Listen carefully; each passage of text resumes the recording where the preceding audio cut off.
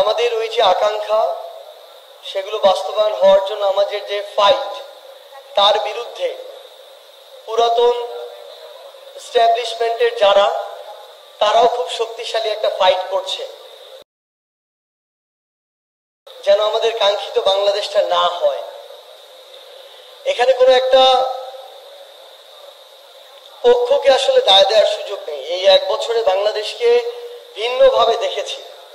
আগে সাধারণ জনগণ হিসেবে দেখা হয়েছে, যেভাবে আমরা অধিকাংশই দেখি, এবার একটু আলাদাভাবে দেখার সুযোগ হয়েছে। আমার কাছে মনে হয়েছে অল্প কিছু মানুষ যারা এই করাপ্টেড সিস্টেমের সুবিধাভোগী, তারা সেভাবেই আমাদেরকে বাংলাদেশ দেখায় যেভাবে তারা দেখাতে চায়।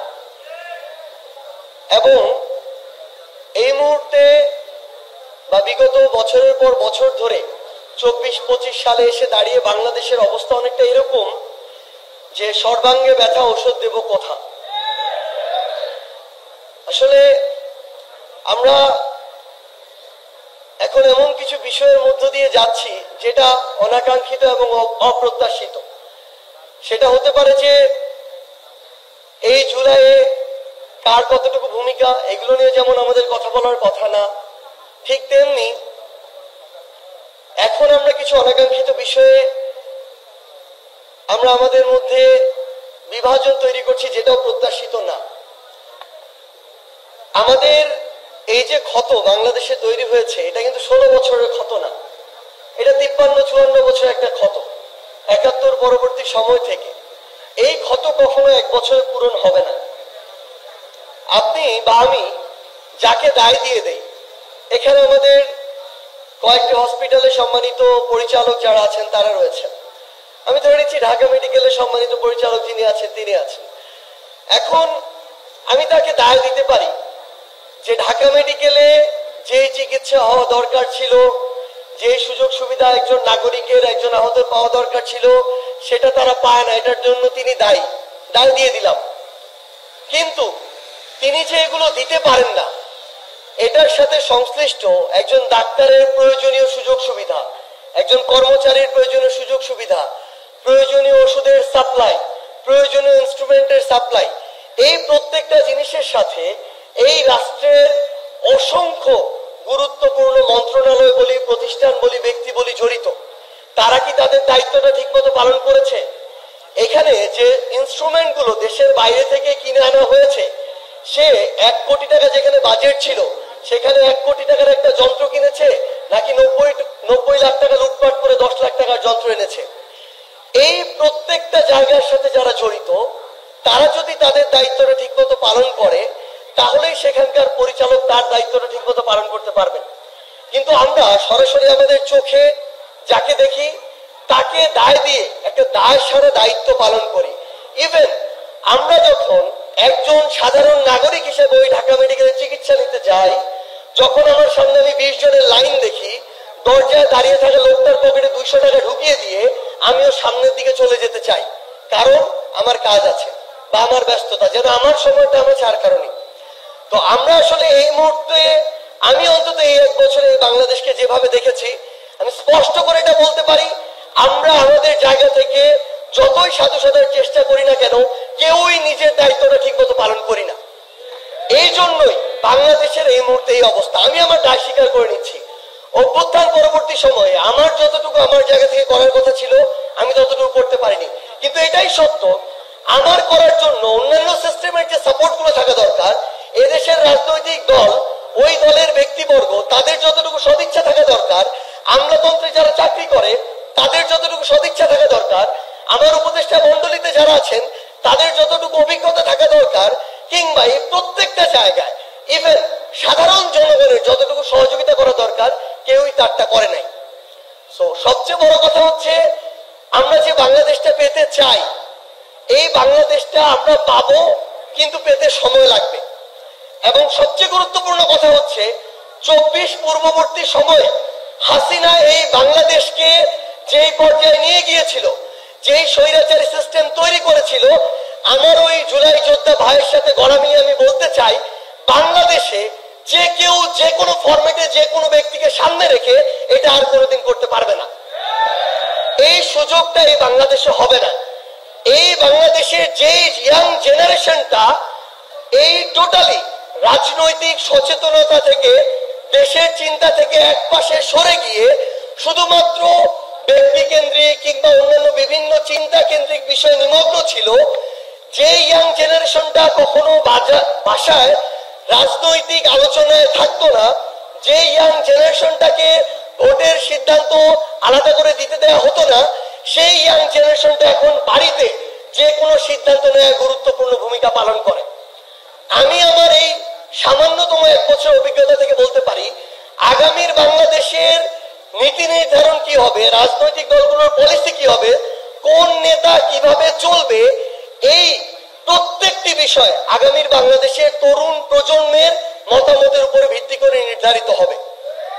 আমি আপনাদেরকে একটা অনুরোধ করি, আমার এখানে সম্মানিত বিভিন্ন গুরুত্বপূর্ণ জায়গায় বিভিন্ন ব্যক্তি আছেন, আমার শহীদ পরিবার, আহত যোদ্ধা, আমার সহযোদ্ধারা, এখানে মন্ত্রণালয়ের সম্মানিত সচিব, হাসপাতালের পরিচালক, উপদেষ্টা মন্ডলীর সদস্য, রাজনৈতিক নেতৃবৃন্দ সবাই আছেন। আমি আপনাদেরকে একটা অনুরোধ করি, আমাদের যারা আহত যোদ্ধা এবং শহীদ পরিবার, তাদের অবস্থা এখন ভালো নেই। আহত যোদ্ধাদের প্রয়োজনীয় চিকিৎসা এখন পর্যন্ত তারা পাচ্ছে না। আমরা স্পষ্ট করে একটা বলি, তাদের এই আহত হওয়া, শহীদদের জীবন হারানো নিয়ে বাংলাদেশের জেলায় জেলায়, উপজেলায় উপজেলায় এখন বাণিজ্য চলছে।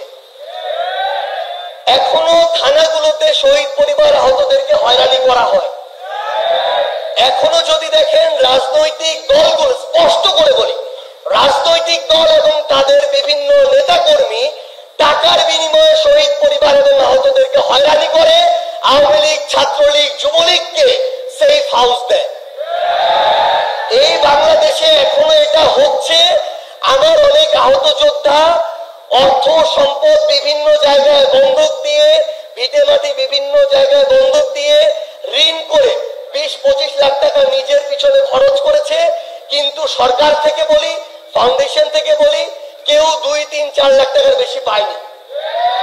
এই মানুষগুলোর এখন আমরা অনুরোধ করব, আমি আমার একজন সহযোদ্ধা হিসেবে অনুরোধ করছি, তাদের এই যে খরচটুকু হয়েছে, আপনারা তাদেরকে আর্থিক সচ্ছলতা নিশ্চিত করতে পারেন কি না পারেন আমি জানি না, কিন্তু এই যে খরচটুকু হয়েছিল এবং এখন যে অন্তত যতদিন তিনি সুস্থ না হচ্ছেন, এই চলার যে আর্থিক যে সাপোর্টটুকু প্রয়োজন, এটা দয়া করে তাদের আপনারা ব্যবস্থা করবেন।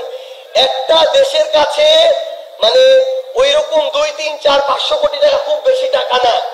এই 1 বছরেও বিভিন্ন ব্যবসায়ী নামক বাটপার, রাজনীতিবিদ নামক চোর, এমন অনেকে নামে বেনামে হাজার কোটি টাকা লুটপাট করেছে।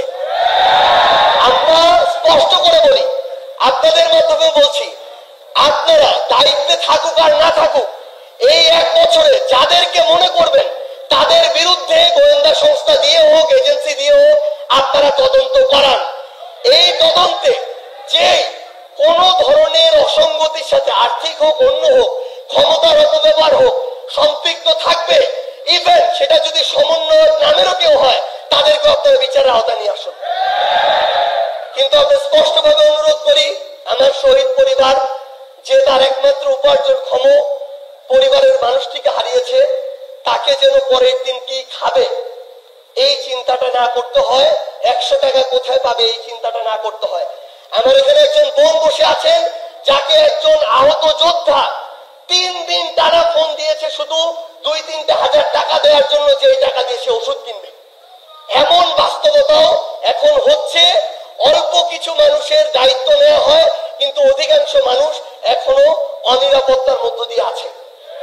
আমি আমার সম্মানিত উপদেষ্টা মহোদয় যারা আছেন এবং তাদের মাধ্যমে উপদেষ্টা মন্ডলীতে যারা আছেন, আপনাদেরকে অনুরোধ করব, আপনারা একজন সবার দায়িত্ব নেওয়ার প্রয়োজন নেই।